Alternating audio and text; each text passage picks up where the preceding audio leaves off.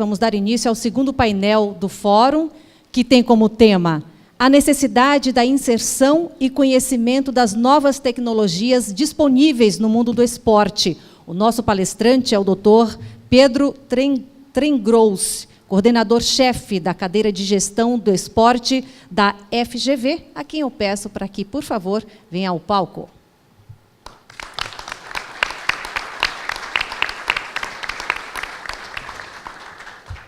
O moderador deste próximo painel é o Rinaldo Martorelli, o nosso presidente do Sindicato de Atletas de São Paulo. Aproveitem para mandar perguntas, escrevam nas fichas. Se precisarem de mais fichas, é só solicitar com as nossas recepcionistas e entreguem a elas.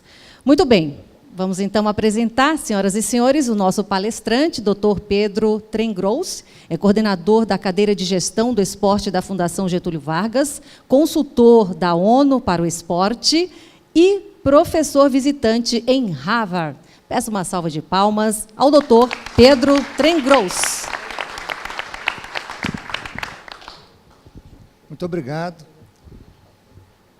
Bom dia a todos. Muito obrigado pelo convite. Parabéns pelos 70 anos e parabéns pela perspectiva de comemorar os 70 anos olhando para o futuro, né? Olhando para frente, com o dever de casa que a gente precisa fazer. Eu quero já começar dizendo que eu gostaria de dar um presente para o sindicato nesses 70 anos e todos os membros do sindicato e os atletas que quiserem fazer o nosso programa de aperfeiçoamento em gestão do esporte lá na Fundação Getúlio Vargas, que a gente organiza junto com o Centro Internacional de Estudos do Esporte e a FIFA, vão ter 10% de desconto. Então está aqui o primeiro presente pelos 70 anos. E no final da apresentação tem o link. Bom, eu queria falar hoje aqui sobre uma perspectiva de futuro, trazendo alguns fatos sobre o que vem se passando na nossa sociedade hoje. Eu queria passar para o primeiro slide. Eu não tenho passador aqui, né? Então eu vou pedindo aí, você vai passando. Primeiro slide, por favor. Ah, muito bem. Muito obrigado.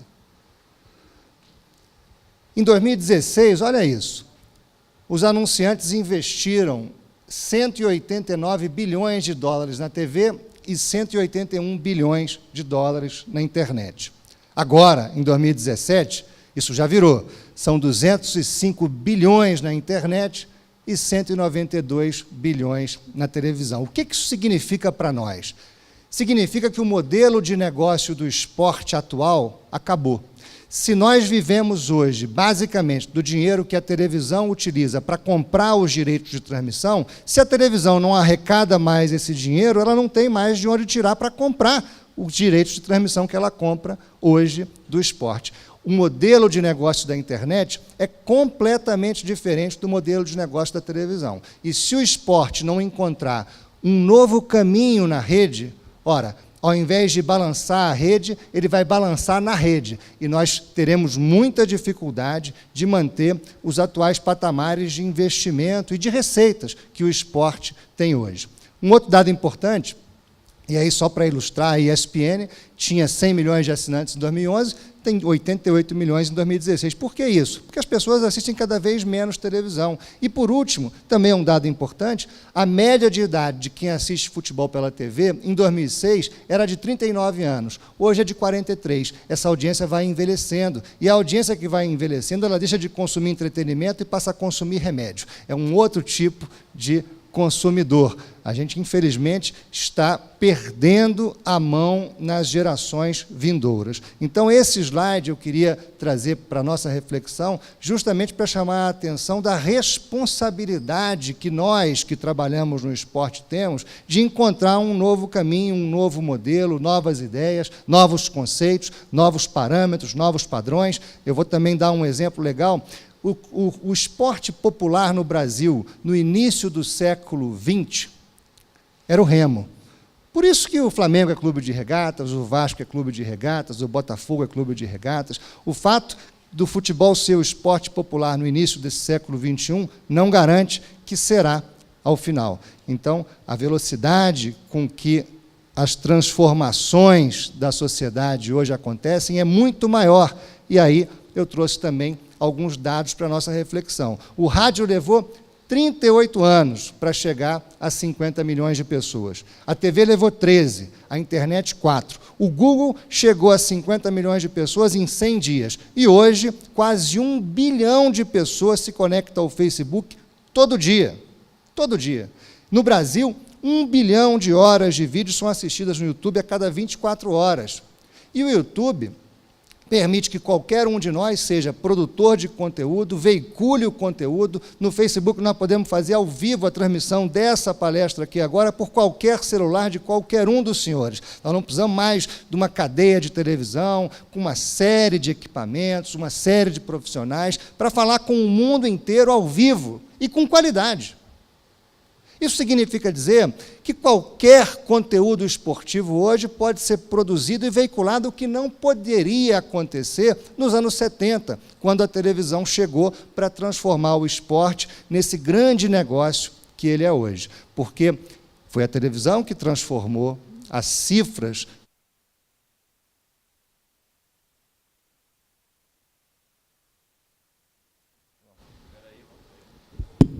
voltou. Obrigado. Foi a televisão que transformou o esporte naquilo que ele é hoje. E por que o futebol acabou saindo na frente dos outros esportes? Porque o futebol cabia na grade. A televisão aberta, ela tem hora para começar e hora para acabar, porque ela vende o anúncio naquele determinado horário. E o futebol era um dos poucos esportes que tinha hora para começar e hora para acabar. Acaba em empate? Acaba em empate. Ele tem um prazo específico, ele não para toda vez que a bola sai, né? O vôlei teve que mudar as regras para caber na televisão. O vôlei, os senhores vão lembrar, e as senhoras também, que só tinha ponto no vôlei quando você tinha vantagem. Então, você tinha que ganhar a vantagem para pontuar. Isso significa dizer que o vôlei não tinha hora para acabar. Os jogos duravam 5 horas. E o vôlei mudou a regra para acabar com isso, para poder caber na televisão, porque ele só poderia arrecadar os recursos da televisão participando da grade da TV. Então, essa necessidade na internet não existe mais. Porque na internet quem escolhe o que vai assistir, quando vai assistir, como vai assistir, é o usuário. E o tempo que ele vai dedicar para assistir aquilo. Então, nós temos hoje um modelo completamente diferente que permite acomodar todo e qualquer conteúdo sem as restrições que a televisão impunha para que se fizesse parte da grade antigamente. Isso é um admirável mundo novo que, ao mesmo tempo em que abre um leque de oportunidades para todos, aumenta brutalmente a responsabilidade de cada um de nós buscar com mais criatividade a inovação necessária para que se consiga um modelo de negócio próprio. Um modelo de negócio próprio. Em 2010, 1,8 bilhão de pessoas estavam conectadas na internet, em 2017 são 3 bi, e até 2005 o mundo inteiro estará. E aí um dado sobre o Brasil, que é muito revelador. Olha, são 60 milhões de domicílios com TV aberta, ótimo. 19 milhões com TV fechada, e esse número está caindo. Se a gente tiver um gráfico aqui, a gente vê que a tendência é de queda. 27 milhões com banda larga. Esse número está com a tendência de alta, ou seja, cada vez mais gente quer banda larga em casa e cada vez menos gente quer TV a cabo. E 95 milhões de celulares e smartphones. Esse é o número. Essa é a mídia através da qual as pessoas vão consumir tudo daqui para frente. Você gasta 6 horas por dia no seu celular, aqui eu tenho um aqui já no celular, eu já consigo enxergar aqui exatamente o exemplo que eu estou dando. Você está conectado 24 horas por dia, em condições de consumir 24 horas por dia. Ou a gente está nessa mídia, ou nós não estamos no mercado. E o esporte ainda não está nessa mídia, o que é, por um lado, preocupante, mas, por outro, é uma grande oportunidade para quem tiver realmente condições de inovar. E aí eu vou fazer um parênteses também para dizer o seguinte, os atletas, e acho que é importante fazer essa consideração aqui, presidente, nesse cenário passa a ter uma importância muito maior. O Cristiano Ronaldo, ele tem mais seguidores nas mídias sociais do que o Real Madrid, o clube que o emprega. A capacidade de comunicação de um único atleta passa a ser muito maior do que a do próprio clube. Ele não é mais dependente dessa plataforma para interagir com as pessoas. E isso abre um leque de oportunidades, mas, ao mesmo tempo, aumenta a responsabilidade de ser um bom exemplo, né? A responsabilidade de comunicar mensagens positivas, né? Eu acho importante que o sindicato tenha essa perspectiva e trabalhe na conscientização desse potencial, tanto do ponto de vista do mercado, quanto do ponto de vista da sua responsabilidade com a sociedade. Queria passar um vídeo, aliás, antes de passar, só explicar o que eu vou mostrar para vocês. Nós estamos falando aqui de coisas altamente inovadoras. Mas a única inovação real que nós tivemos no futebol brasileiro nos últimos 10 anos foi um programa de sócio-torcedor integrado, feito pela Ambev, que unificou hoje quase 80 clubes, né? Mais de 1 milhão de postos de venda para interagir diretamente com o torcedor, e elevou de 150 mil sócios-torcedores, que o Brasil todo tinha, para mais de 1.300.000, que é o que tem hoje. O Brasil tem hoje o único programa de sócio-torcedor do mundo que tem uma plataforma comum a praticamente todos os clubes do país, que oferece descontos na boca do caixa do supermercado e uma série de produtos e serviços para os torcedores que estiverem em dia com os seus clubes, em valores até superiores à mensalidade que ele paga para o seu clube.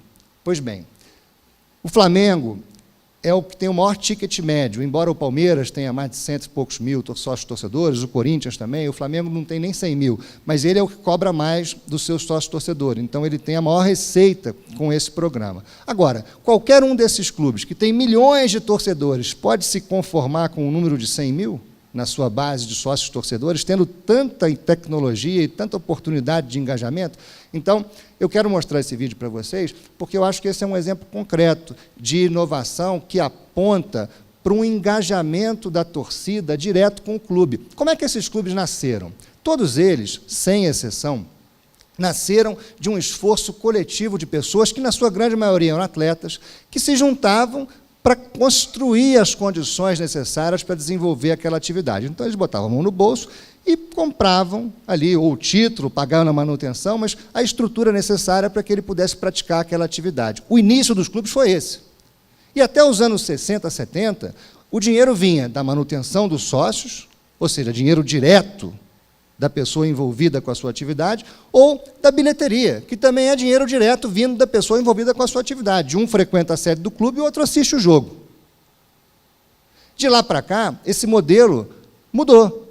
Quanto representa hoje, no orçamento do Corinthians ou do Flamengo, a mensalidade que os sócios pagam? Proporcionalmente, quase nada. A bilheteria já representa muito pouco dentro do conjunto geral de receitas desses clubes. O que a internet nos traz é a oportunidade de nos reconectarmos com esse conceito inicial, onde as pessoas interessadas naquela atividade ajudam a pagar por ela. E esse programa de sócio-torcedor já é um passo nessa direção. Então, eu vou mostrar para vocês uma retrospectiva que a gente fez em 2013, ou seja, de lá para cá, muita coisa mudou, mas esse foi o melhor vídeo que a gente produziu nesse tempo todo. Então, eu queria mostrar para vocês esse vídeo.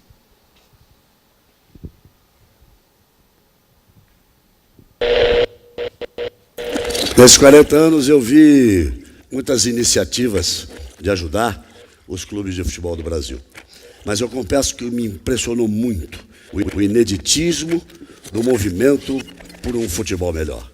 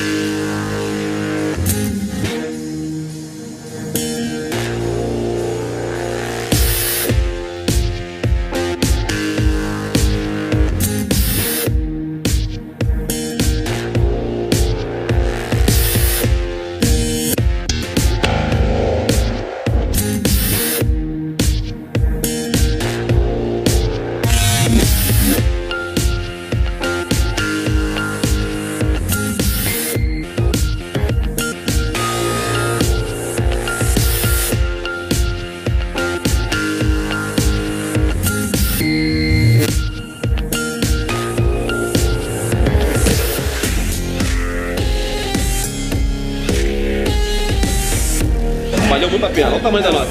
Fica de cascou. Em vez de 501,60, passando 225,60. Promoção super legal.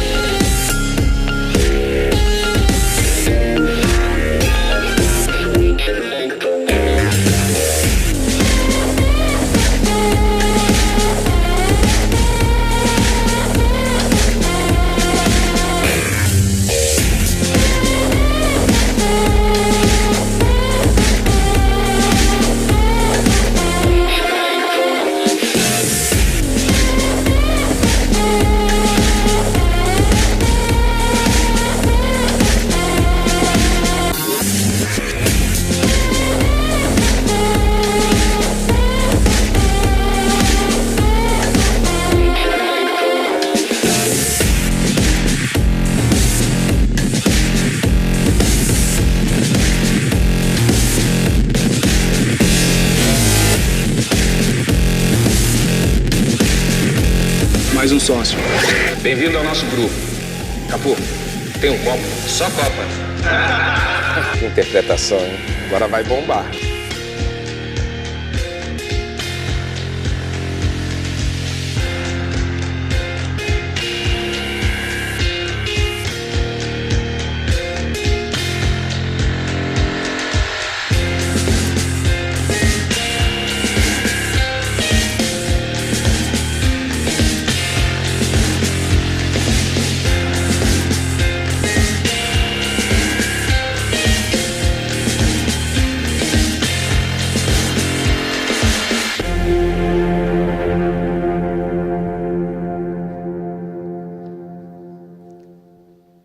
Bom, essa foi a retrospectiva de um ano que a gente fez em 2013, hoje já são mais de 1,5 milhão, a gente tem realmente um trabalho bonito para mostrar, e o fundamental a dizer aqui é que a maioria dos clubes, embora pareça que estivessem engajados nisso, não se engajaram o quanto poderiam ou quanto deveriam para buscar mais receitas diretamente dos seus sócios, porque existe uma zona de conforto enorme em relação aos direitos de televisão, que hoje pagam um caminhão de dinheiro para os clubes, mas que, não se enganem, essa fonte secará em breve. E se nós não trabalharmos modelos alternativos, isso vai ser traumático, até porque nós enfrentamos hoje no Brasil uma globalização de mão única, onde os clubes europeus têm mercado aqui, mas os nossos clubes não têm mercado lá. Nós temos no Brasil hoje uma quantidade enorme de camisas vendidas de clubes europeus. 1 em cada 3 camisas vendidas no Brasil hoje é de um clube europeu. 1 em cada 3. Nas camisas infantis, a camisa mais vendida era do Barcelona, agora provavelmente será do PSG. A maior audiência do Brasil hoje, a medição do ano passado, era do Barcelona, não era do Flamengo, não era do Corinthians, não era do São Paulo. Os jogos da Champions League hoje passam nos cinemas brasileiros. Algum jogo do Campeonato Brasileiro, da Copa do Brasil, da Libertadores, da Sul-Americana passa no cinema, além, é claro, de passar na televisão. Então, realmente é um cenário preocupante se nós não estivermos preparados para enfrentar essas transformações. E, por último, olha que interessante, até a geração do milênio, 45% das pessoas preferiam esportes e apenas 13% preferiam e-sports. Na geração do milênio, isso já empata. 27% das pessoas preferem esportes e 27% e-esportes. Na geração Z, que nasceram depois da do milênio, isso já se inverte. Eles jogam mais videogame, eles gostam mais de videogame do que de esporte. Teve uma matéria no New York Times recentemente mostrando que quando as pessoas iam jogar futebol, elas queriam imitar os movimentos do videogame. Eles não se espelhavam mais no craque. Eles queriam fazer o que aquele jogador do videogame fazia, o que é uma inversão total e completa, porque o videogame foi inspirado no jogo real.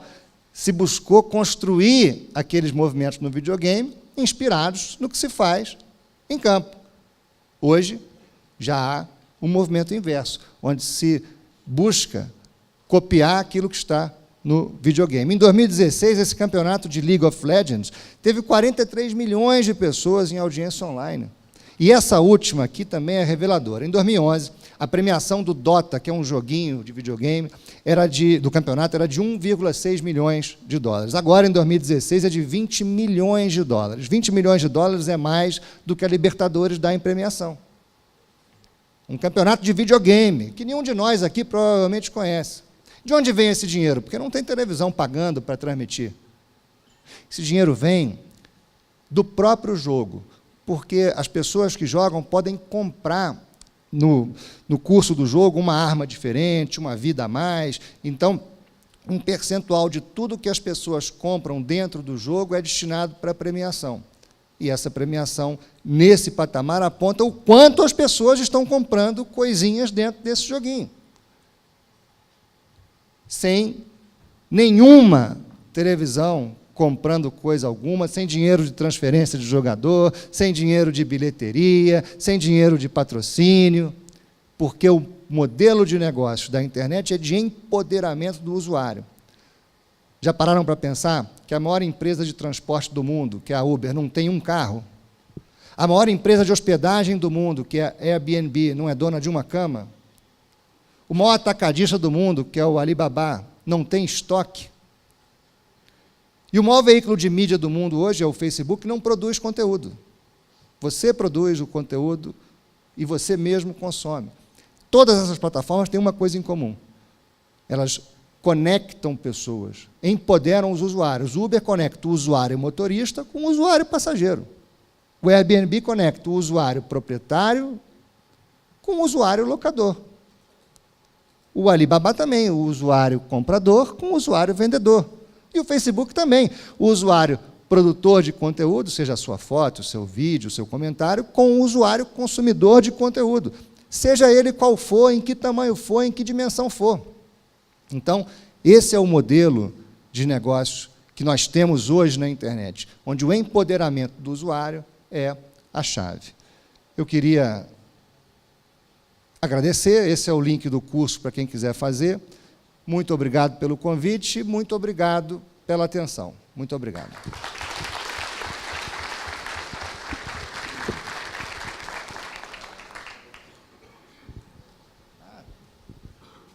Não, fica aí que tem mais coisa. Um pouquinho mais. Agradecer, doutor Pedro. Nós já participamos de alguns eventos juntos, já de algumas comissões juntas, e é sempre bom compartilhar do teu conhecimento.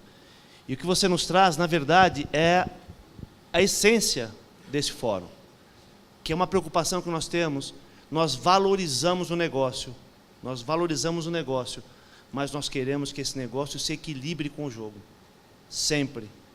Porque é exatamente nisso, e quem milita no esporte sabe um pouquinho de tudo que você falou, não com essa profundidade, mas um pouquinho de tudo, que principalmente para gerar recurso tem que trabalhar, né? Tem que pensar, tem que se motivar, tem que aproveitar o que está acontecendo.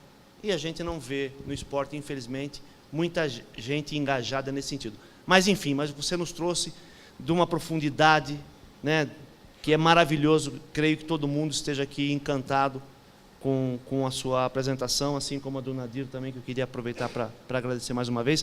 Mas eu queria fazer uma pergunta, que é sempre o que a gente tem por preocupação.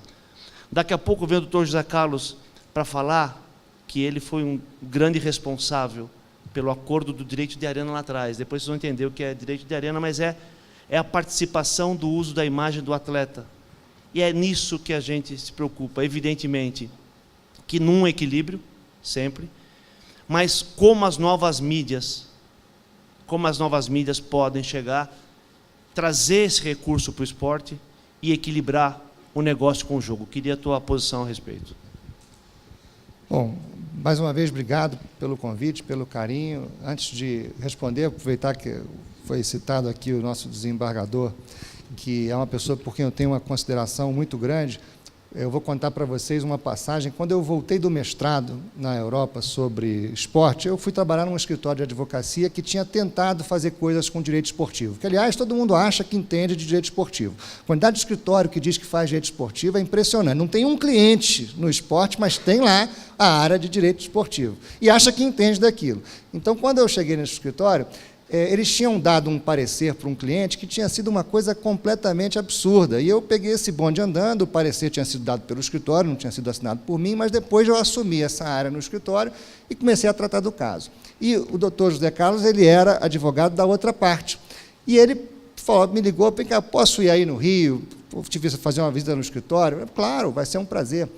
E ele, olha, eu advogo para esse cliente aqui, e esse parecer realmente não tem o menor sentido, o menor cabimento. Só que você está chegando agora, eu não quero expor essa questão, vamos encontrar aqui uma saída, um acordo, um caminho. Então, eu faço aqui questão de agradecer publicamente a generosidade e o carinho que ele teve com um profissional que estava começando a carreira e que poderia ter já, talvez no seu primeiro caso, o dissabor de ter que defender coisas indefensáveis, porque realmente o parecer estava equivocado, a pessoa que fez não tinha conhecimento na área do esporte, o advogado da outra parte, que era o meu ex-adverso, tinha a faca e o queijo na mão, não só para ganhar o caso, como para destruir a reputação do escritório que eu tinha acabado de ingressar, e ele fez o contrário. Ele me procurou para me ensinar, para dizer, olha, não é por aqui, o caminho não é esse, o parecer não é isso, a questão não é assim, vamos encontrar uma saída. E eu quero agradecer aqui publicamente toda a sua generosidade. Muito obrigado. Sobre a sua pergunta, as novas mídias mudam tudo, e mudam tudo em todos os aspectos. As relações trabalhistas, que a gente tem, no final das contas, como uma das questões centrais para o sindicato, elas estão mudando completamente. Essa história de proteção das leis trabalhistas no Brasil, do trabalhador, ora, espera aí, se aqui o trabalhador fosse tão protegido assim, tinha um monte de americano querendo vir trabalhar no Brasil, e não o contrário, um monte de brasileiro querendo ir trabalhar nos Estados Unidos, onde não se tem essa proteção toda, porque a proteção do empregado é o emprego só existe com crescimento econômico, com pujança econômica, com condições de realmente construir um modelo, um ambiente de negócio onde todo mundo ganha, porque para ser bom de verdade, tem que ser bom para todo mundo. E o que as novas mídias trazem nesse aspecto é a possibilidade de cada um de nós ser empreendedor, ser dono do seu próprio negócio sem um investimento proibitivo. Qualquer uma dessas startups que nós temos hoje na internet, nasce de uma boa ideia, que todo mundo aqui pode ter, que todo mundo tem. Olha, alguém conhece um youtuber chamado Whindersson? Ou Kéfera? Alguém aqui? Quem conhece o Whindersson? Olha, de um auditório aqui com centenas de pessoas, 3 conhecem. O Whindersson, hoje, ele tem jatinho particular. Procurem, assistam um vídeo, o Whindersson, esse cara produz vídeo com o telefone celular dele, onde quer que ele esteja, sem nenhuma produção, sem maquiador, sem holofote, sem nada, sem contra-regra, sem direção, ele produz os vídeos dele de forma autêntica. E cada vídeo dele sai no YouTube com mais de 1 milhão de visualizações imediatas. Esse sujeito ganha uma fortuna por mês. A Kéfera, que é outra blogueira, começou novinha, adolescente, pré-adolescente, falando de maquiagem, roupa, também com o telefone celular dela. Ela ganhava do YouTube, pelas visualizações dos vídeos dela, cerca de R$300 mil por mês. 300 mil por mês. Kéfera, uma jovem, que ganha R$300 mil, ganhava R$300 mil por mês, na época, hoje já deve ganhar mais, produzindo vídeo com o próprio celular, que qualquer um de nós aqui tem. Então, qualquer um de nós aqui tem o potencial de ganhar o que ela está ganhando, porque nós temos os mesmos elementos à mão. Pois bem, só a título de comparação, na época em que ela ganhava R$300 mil por mês do YouTube, fora patrocínio e outras coisas, o Rodrigo Santoro tinha o maior salário da Rede Globo, que era R$300 mil por mês. Então, o maior salário de um ator da Rede Globo, que para trabalhar precisa de uma mega estrutura, era exatamente igual ao que uma adolescente, com o seu celular, ganhava num negócio que ela mesma criou. Então, dentro dessa perspectiva, cada um, imagina, se cada atleta fosse um youtuber, quanta gente deve ter interesse hoje em assistir o dia a dia de uma categoria de base de um clube? Quanta gente hoje talvez quisesse seguir a vida de um jogador de futebol? Existe aqui uma série de oportunidades a serem desenvolvidas. Aliás, eu tenho feito isso com os clubes com os quais eu tenho relação, que é justamente alertar para o seguinte: olha, na hora que você adquire o direito de imagem do jogador, muitas vezes não se utiliza, né? A gente até tem uma discussão na Justiça do Trabalho, volta e meia, em razão disso. Isso é salário que está, né, escamoteado em direito de imagem, mas o fato é que, se o jogador tem Facebook, tem Instagram, tem YouTube, por que você não pode utilizar a imagem dele nesses meios de forma integrada com o clube? Por que não se coloca isso no contrato e começa a se utilizar? Porque se você não fizer isso... Ora, imagina o seguinte cenário: o jogador ele pode começar a anunciar nas suas mídias coisas completamente diferentes daquelas que os clubes anunciam nas dele. Então, pode-se chegar a um momento de conflito onde se inviabilize ou o patrocínio do jogador, ou o patrocínio do clube, ou os dois. Porque durante muito tempo se discutiu isso. Ele pode ter a chuteira dele e o fornecedor de material desportivo do clube ser outro, ele pode ter os patrocinadores dele até em conflito com os patrocinadores do clube. Com o advento das mídias sociais, onde ele passa a ter uma audiência muito maior e uma possibilidade muito maior de aparecer, porque enquanto ele está no clube, quais são as possibilidades que ele tem de aparecer? É o clube que escala o sujeito para jogar. O jogo é do clube. As mídias são, bem ou mal, alinhadas ao clube. Ele tem lá a proteção do direito de arena, tem o direito de imagem, porém, ele ainda é um empregado do clube e tem ali um ambiente, de certa forma, regulado. Ele vai dar entrevista, o backdrop é do clube, não é dele. Ele vai usar uma camisa, quem vendeu a camisa foi o clube, não foi ele. Pois bem, nas redes sociais, não. A conta do Facebook é dele. O YouTube é dele. O Instagram é dele. O Snapchat é dele. O WhatsApp é dele.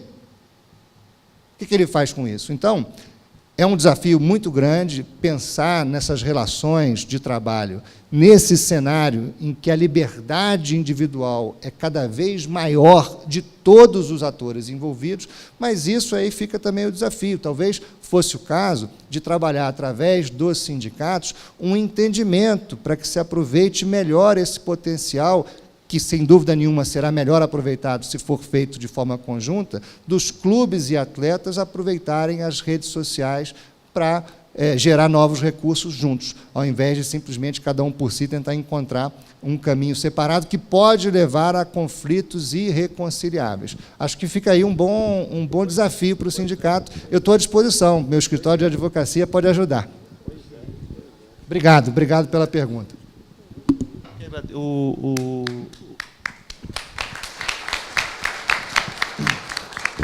Pois é, porque a coisa é tão dinâmica, né, que você está falando aí já...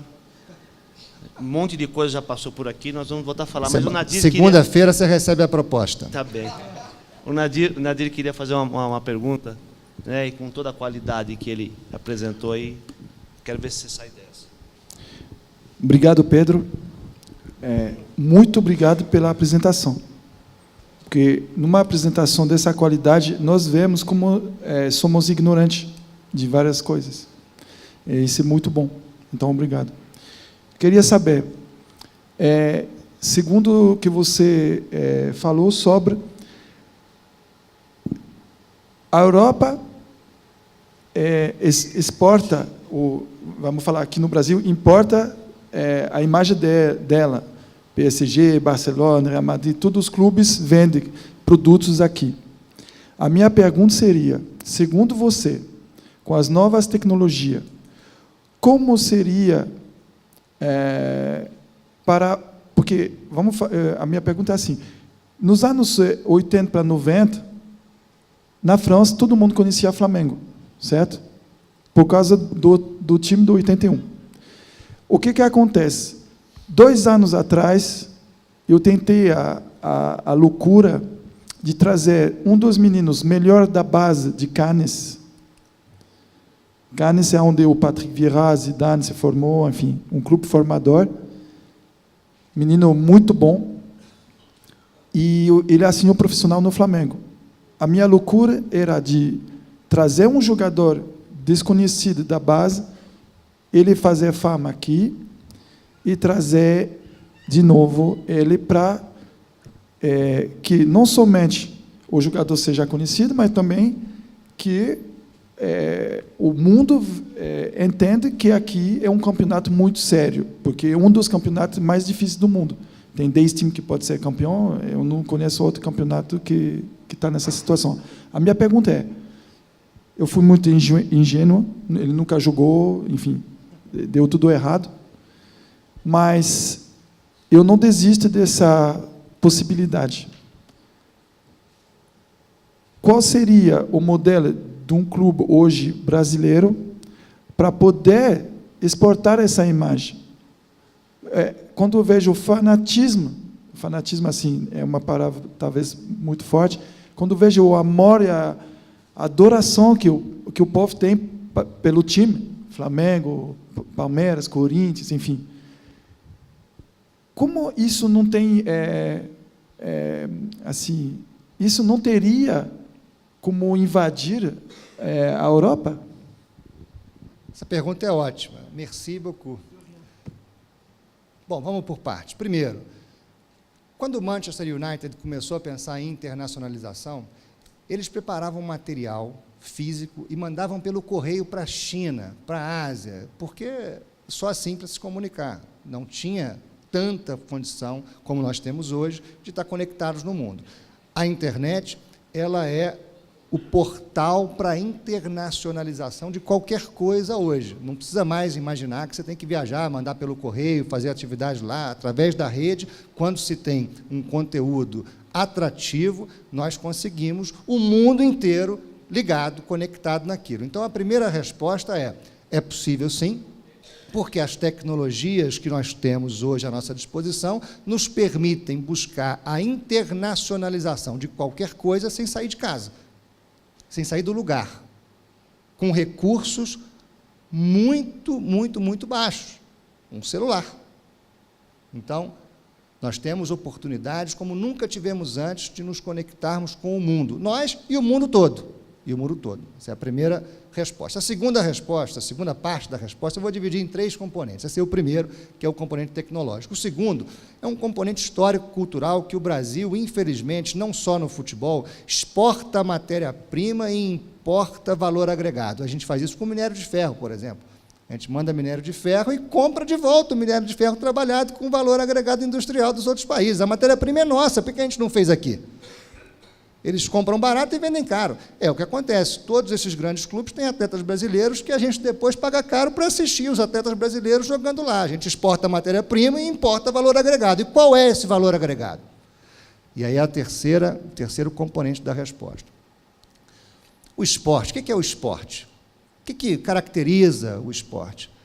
Esporte é uma atividade competitiva que segue determinadas regras próprias. Isso é o que caracteriza o esporte. O futebol é o futebol porque ele é jogado com 11 de cada lado, 45 a cada tempo, um árbitro, 2 bandeirinhas. É assim no mundo inteiro e são essas regras. Aliás, o direito desportivo nasce aí para definir o próprio esporte, porque não há esporte sem regra. Porque é justamente a regra que define o esporte. Pois bem, e define o esporte para a competição. Ele tem um objetivo, ele não é simplesmente uma atividade lúdica, ele é uma atividade competitiva. Então, a qualidade das competições é um fator determinante para que ela seja atrativa, para que ela tenha audiência, para que ela consiga realmente se colocar em qualquer mercado. Qual é o grande diferencial da Europa hoje? Porque vamos pensar um pouquinho na Europa de 30 anos atrás. A Inglaterra, antes do Taylor Report e antes da Premier League, era um futebol quebrado, pior do que o brasileiro. Quando o Brasil fez o Clube dos 13, em 87, ele estava à frente da Europa. A Europa veio aqui e aprendeu com os clubes brasileiros. A Premier League foi criada por gente que veio ao Brasil ver o que os clubes fizeram em 87. Um campeonato que tem até hoje os maiores recordes de público e renda. Por que é que nós ficamos para trás? Qual é o grande diferencial da Europa? E aí não é uma questão só do futebol brasileiro. O grande diferencial da Europa não é a Premier League, simplesmente não é a Bundesliga, não é a Lega Calcio, não é a Liga 1, né? É a Champions League. A grande competição da Europa, que inclusive significa hoje a maior receita dos clubes europeus, é a Champions League, que é uma competição continental que reúne 51 países, num continente colossal. Tem gente que sai da Rússia para jogar em Portugal, não é isso? Então, nós temos aqui um continente enorme. Pois bem, qual é a competição continental que nós temos? O Brasil está preso numa entidade chamada Conmebol, que é um absurdo em si mesmo, e eu vou explicar por quê do ponto de vista conceitual. Por que é que a América, ela sai lá do Canadá e vai até o Chile. Por que é que a América é o único continente dividido na FIFA? É o único.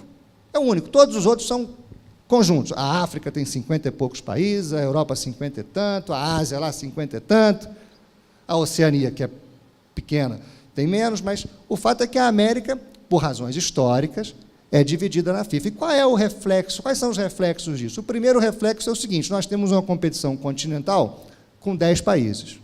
Com 10 países que tem um mercado só o Brasil. Quem sustenta a Copa Sul-Americana, quem sustenta a Copa Libertadores é o Brasil. A Argentina, que é o segundo maior PIB desse continente, ela tem um PIB menor do que o faturamento da Petrobras. Uma única empresa brasileira tem um faturamento maior do que o PIB inteiro da Argentina. Qual é o mercado consumidor que a gente tem para desenvolver nesse continente? Então, uma competição tão pequena, com mercados tão sacrificados, não nos oferece condições para oferecer um produto da qualidade que a Champions League oferece, com tantos bons mercados sustentando aquela competição. Então, nós temos um problema de mercado, que vem de um problema histórico, que é, na verdade, originário de um absurdo, que é a divisão desses dois continentes na FIFA. O absurdo é tão grande, a gente está aqui falando rumo ao Hexa. Olha, acabaram de mudar as regras da classificação dos países para a Copa do Mundo, porque aumentou o número de países, consequentemente, aumentou o número de vagas para cada confederação.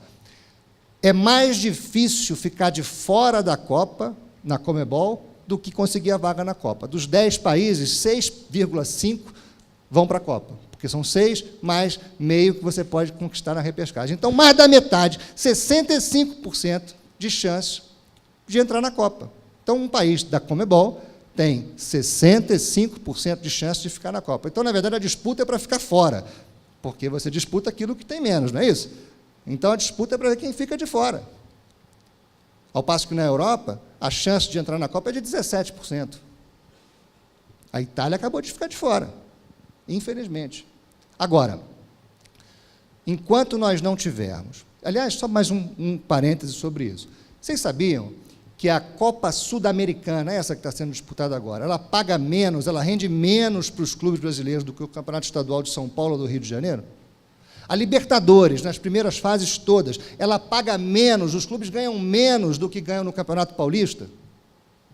Olha, isso é emblemático. Nós estamos aqui insistindo num modelo de competição continental que não nos permite competir em igualdade de condições com o mundo. Olha, uma competição continental, realmente, no nosso continente, iria do Canadá ao Chile. Olha quantos grandes mercados a gente teria. O canadense, o americano, o mercado dos Estados Unidos. O PIB dos Estados Unidos é maior do que o PIB da Europa toda somado.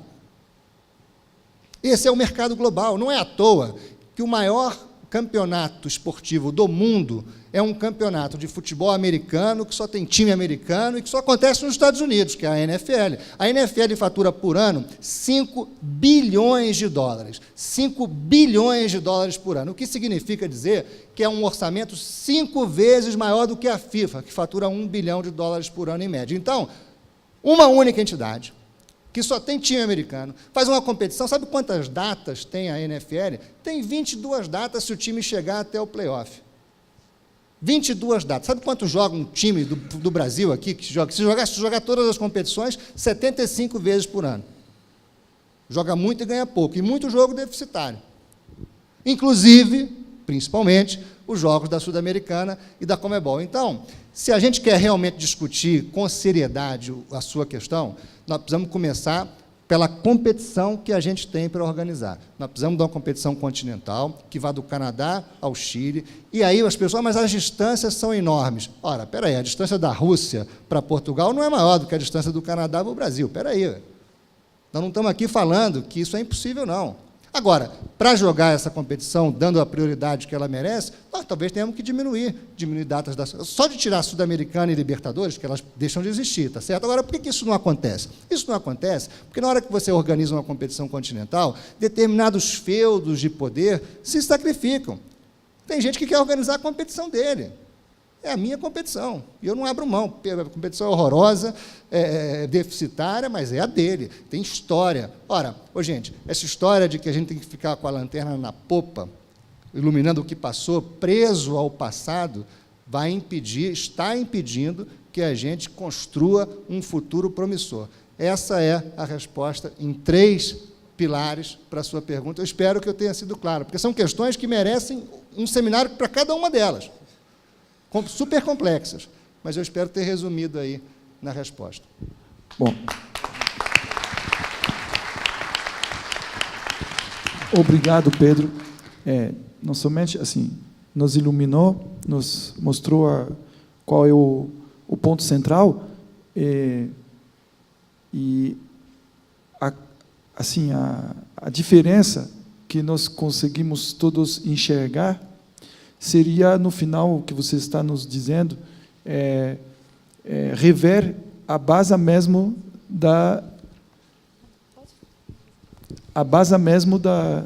do como que funciona o futebol continental aqui nas Américas. É isso? Rever tudo.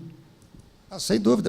Me responde uma pergunta. Por que é que a América tem que ser o único continente dividido na FIFA? Todos os outros são um só. Por que a América é dividida? Qual é a razão de disputar o eliminatório da Copa do Mundo se 65% dos países vão para a Copa? Espera aí, a gente quer defender o privilégio de estar sempre na Copa? É uma coisa, vamos cada um defender o seu quinhão, mas é aquela história, a gente não cresce o bolo, a gente não constrói realmente uma outra realidade, vamos aqui ficar preso naquilo que a gente acha que conquistou e que vai perder, porque, olha, sinceramente, falar que o Campeonato Brasileiro é o campeonato mais disputado do mundo, olha, eu posso até concordar, porque o nível é parelho. Agora, assiste um jogo da Champions League, depois assiste um jogo do Brasil, dá pena, tem que desligar a televisão. Eu não aguento assistir. Não. Depois de assistir um jogo da Champions League, não dá para assistir um jogo do Campeonato Brasileiro. Pelo menos para mim. Não, com certeza. Eu só diz assim, que nos campeonatos europeus, e isso é um fato, na França tem o PSG, Mônaco e Lyon. Tem 3 times que podem ganhar. Eu só diz assim, que é competitivo na base, que tem muitos clubes que podem ser campeão brasileiro. Ou seja, estamos todos, o resumo da ópera, nós no Brasil estamos todos nivelados por baixo. Lá, exato, você tem alguns, porque quando a Champions League passa a ser a principal competição, esses times, na verdade, eles não estão competindo no Campeonato Francês, eles estão competindo na Champions League. O que é importante para eles? É a Champions League. Se acabar o Campeonato Francês, acabou.